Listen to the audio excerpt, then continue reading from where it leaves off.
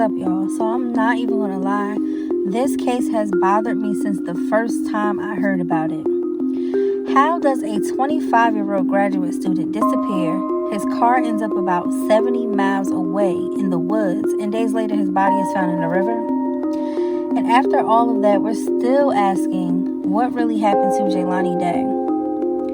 Jelani was 25 years old. He was studying speech-language pathology at Illinois State University, and he planned to become a doctor.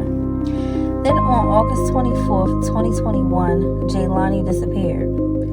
His family couldn't reach him, and right away they knew something was wrong because this was not like him. He wasn't somebody who would just vanish and not say a thing.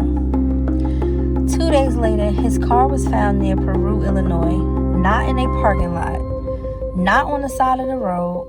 His car was sitting in a wooded area almost 70 miles from where he had last been seen. How did he get all the way out there? Why was the car in the woods? And was Jelani even the person who drove it there?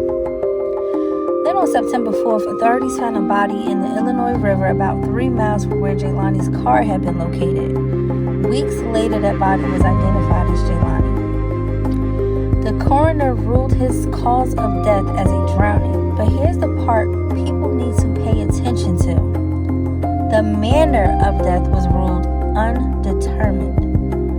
So basically they're saying drowning caused his death, but they cannot tell us how he ended up in the water. They couldn't say it was an accident. They couldn't say he went into the river on his own. And they couldn't say whether somebody else was involved.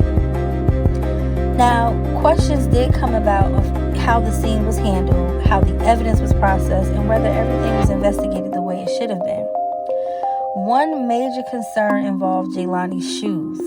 His shoes were reportedly found almost a mile away on the opposite side of the river from where his body was recovered.